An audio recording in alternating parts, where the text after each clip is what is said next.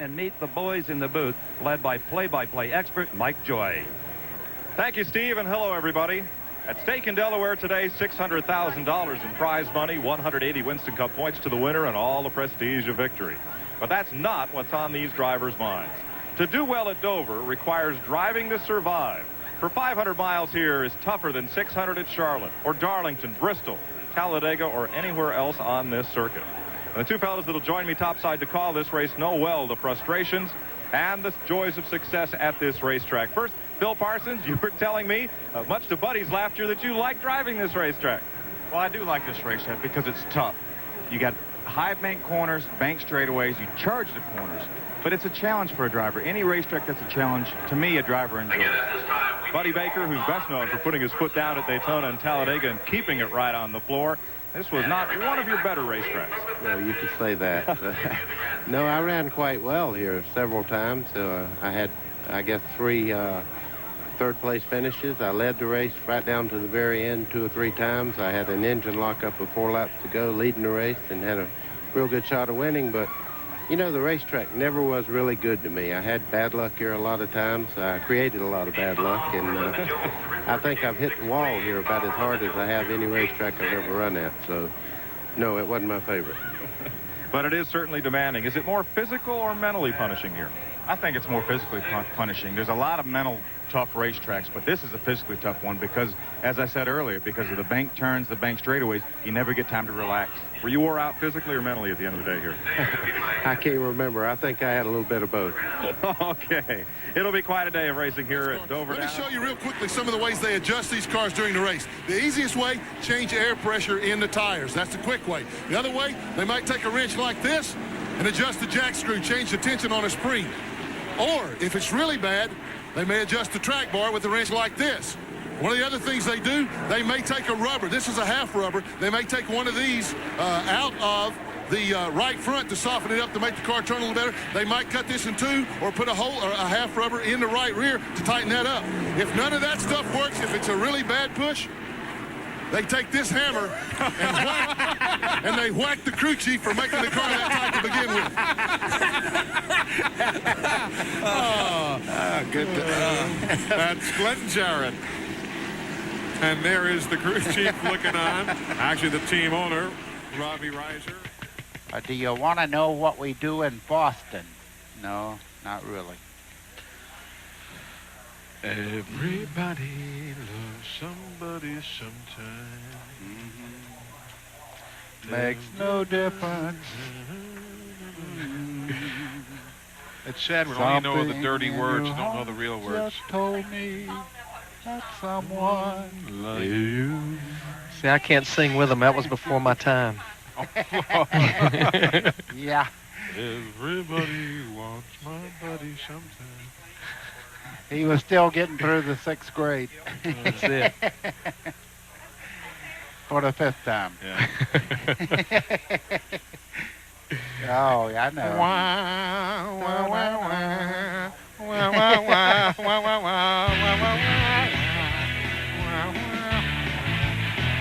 Uh-oh, we're going to get some assistance. I hear music in the background and dancing baby. That's Andre Castellanos on the orchestra with Little Coquette.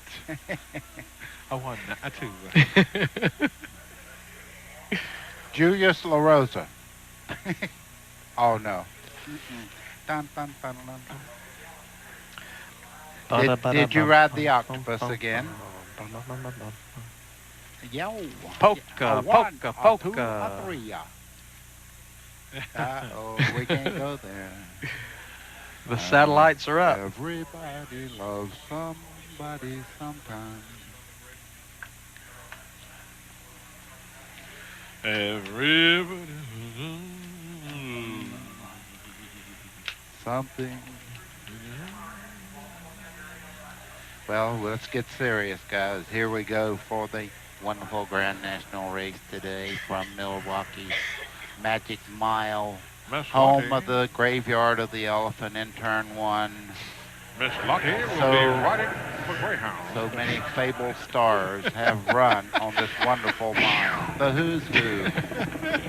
Miss Lottie will be arriving on the Greyhound tonight at 10 o'clock.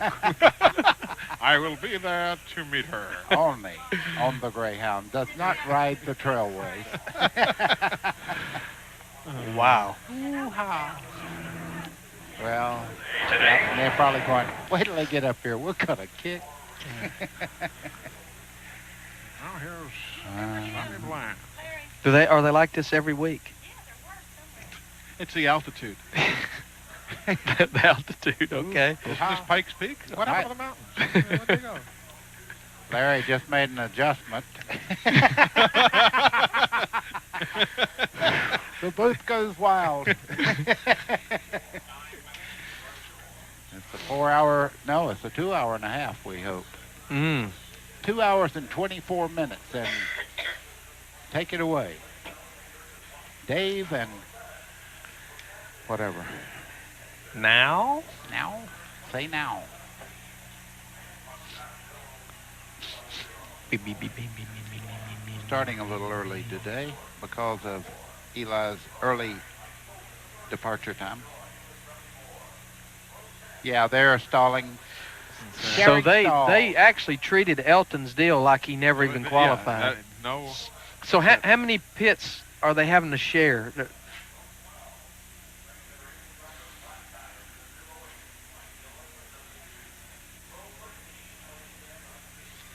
Ooh. All right.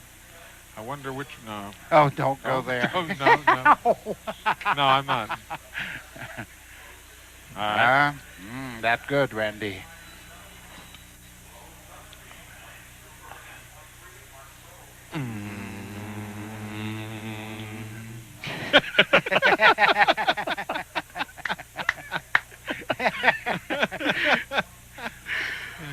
Woo-ha.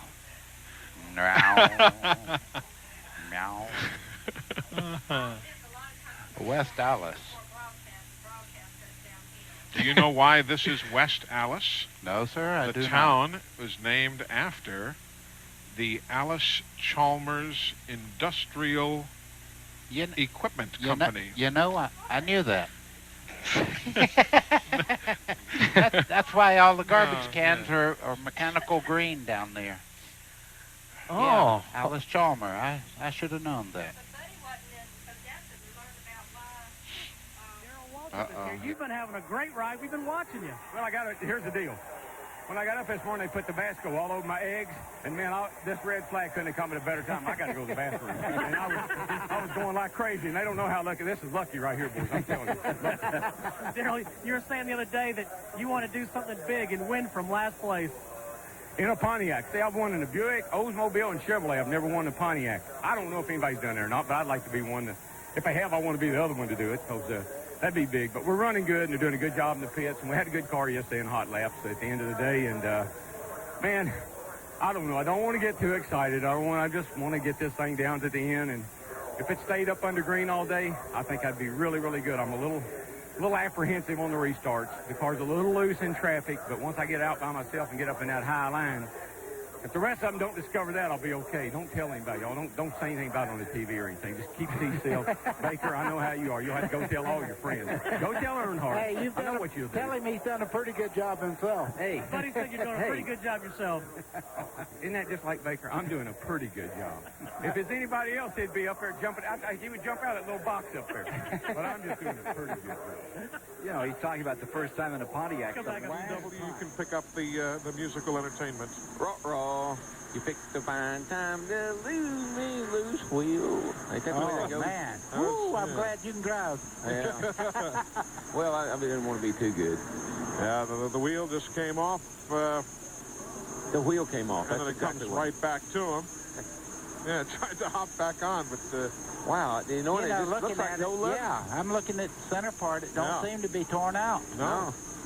Well, no, it doesn't. The center part is there. That's truly a loose wheel. Yeah. Must have just pulled away before the pit stop was done. Now, what can happen, Eli? If the lugs are loose, it'll actually back them off. Vibrate them off, yeah. Seriously, it is the ultimate online automotive superstore. The only site you need for all of your automotive repair, maintenance, and performance parts. Visit them today. www.wrenchhead.com. Wrenchhead here, motor mouth there. And I'm between the two of them. A joint like this, like you were saying, it's got wheel marks on the outside of the wall, and you got great big signs on the inside wall that says white lightning. You ever been hit by white lightning? Well, one of these guys could get hit by white lightning today. If they do, there goes the point lead. This racetrack, as Darrell says, it's treacherous. I mean, it will just reach out and bite you. The turns are banked steeply. The straightaways, well, they are banked steeply as well. Buddy Baker, what kind of challenge is this place to a driver? Well, I can tell you one thing. It's so quick through the corner. You're in 24 degrees of banking. Same as Charlotte or any of the major speedways that carry 24 degrees. All of a sudden, you're in a 9-degree straightaway. You come out, and by the time they tell you you're in trouble, you know it because you're already headed downhill into the inside wall. This place will get you. How hard can you race here? I mean, you have to run hard to beat these guys, but how hard can you race the racetrack? Well, you have to run very, very hard because the cars run right around the base of the racetrack.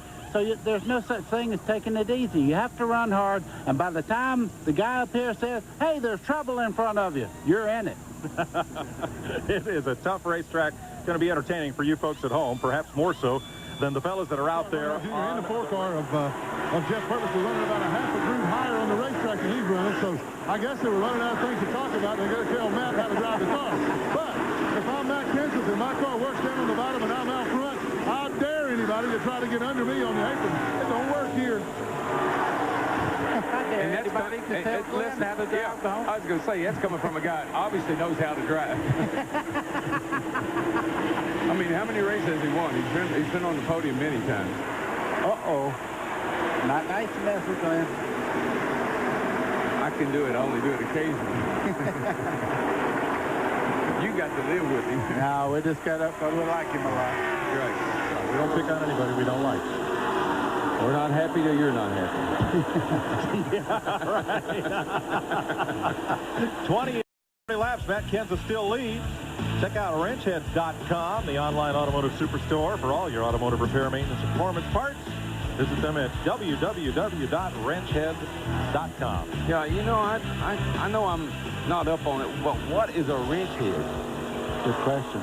Well, if you tuned in last week. Oh, yeah, right, Baker. Like, Baker knows, I can tell. Well, he don't want to talk about it. Now, Darrell, when you and I were in our teenagers, they called us gearheads. Gearheads, yeah, I heard that. I've heard of that. I'm just guessing somebody else has that copyrighted, so they went with wrench heads. Wrench heads, like, I ain't going there. I'm not either. It hurts too much. Anyway. Matt Kenseth. Not smoother, not near as hard on the cars. Now, from a crew chief standpoint, what I like about the concrete surface, it seems very consistent. It don't change that much with weather change. Now, I may get a lot of kickback when I get back to the garage. From my vantage point, it wouldn't hurt my feelings if we had more concrete surfaces to race on. Thanks, Larry. Pace car leads Matt Kenseth around. Obviously, I do not agree. Hey, buddy. Yes. You know who led the most laps in winning one of these 200-lap races? Would you like a hint as he points to his lap? It was Mr. Waltrip. Sure was. Well, he won 13 times in Busch Grand National, so. Yeah. May 85, Darrell led 167 of the 200 laps. Wow. I didn't know that. As they would say, you stunk up the show. Yeah. You know, that's the people tell me all the time, says, you know this, you know that. I didn't remember all that. That's my problem. I did it and don't remember it. It's not a problem. Trying to work past. You're sure about that? That one I'm sure. Yeah, okay. I don't remember everything either.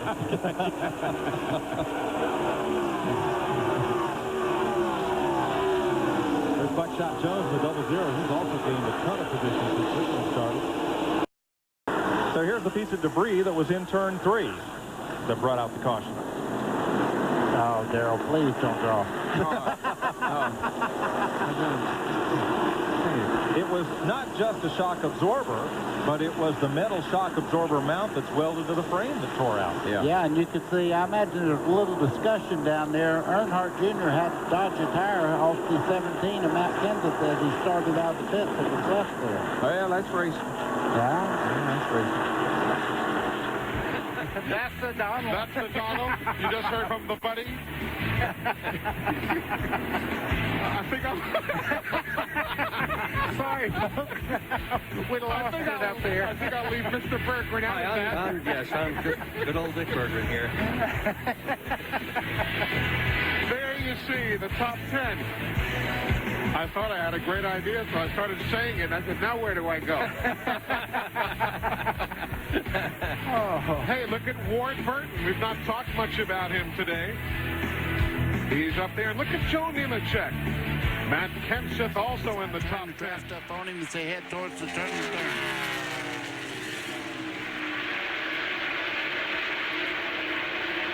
Dale Earnhardt won here in 1987. He won here in 1993. Here comes Mayfield. He made a move on the outside there. Mayfield going for his second career with the Pocono. He nudges him out of the way. Earnhardt goes high. Mayfield is going to win here at Pocono. Oh my! Dale Earnhardt gets rooted out of the way. Jeremy Mayfield waves out of the window. And Mayfield on the final turn of the final lap pushes Earnhardt aside and grabs the win in the Pocono 500. Boy, oh boy, let me tell you, when you live by the sword, you die by the sword. I've watched Earnhardt do that on many, many races. Coming out of the last corner, just touch a person enough to get him out wide. Jeremy Mayfield on the final turn of the final lap just shoves Earnhardt out of the way. And now Earnhardt comes alongside Mayfield.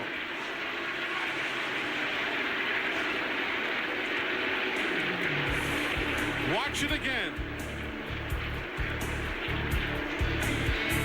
Mayfield, contact, shove, win. Meanwhile, over the years, we have heard from hundreds, if not thousands of you. Some of you enjoyed our coverage, others found fault in it. All I can say today is that whatever made air here on TNN was done with only one objective in mind, and that was to give you folks and to serve you, the greatest sports fans in the world, the sport that you so very much love. And Buddy Baker, that's been our good fortune, really working for the very best sports fans in the world. Exactly right, and that's why we do the things we do, is because of the fans. When I raced for the fans, and when I've been on TV, I certainly had the fans in mind all the time. Dr. Bergman, it's never easy having to say so long, is it? No, it really isn't. But I've appreciated the opportunity to share with you folks at home my enthusiasm for stock car racing. Calling the races beside Buddy Baker, Eli Gold, and Mike Joy is to have worked beside people I have admired more than I can tell you. This has been among the most treasured experiences of my life. Our pit crew, Ralph Shaheen, Steve Burns, Mike Hogwood, Glenn Jarrett, attaboy. To Patty Wheeler, Joel and Kathy McKee, Jennifer Wells, Steve Stum, Jeff Props, Pam Miller, Paul Boykin, Larry McReynolds, Patrick Perrin, Martha Oliver, Linda P., Pete Richards, Scott Keith, Gary Clem, thank you, Drano, Hoppy, Rambo, Goat, Bubba, Slob, TV Tim. You guys got it done. You did it well. And to those of you worried about the future of NASCAR on TV, I say it is in good hands. Next year's races will be called by announcers you trust, people you have heard before, backed up by people who have been around and understand this stuff. For the past, thank you. It's been a terrific run. For the future, it's going to be just fine.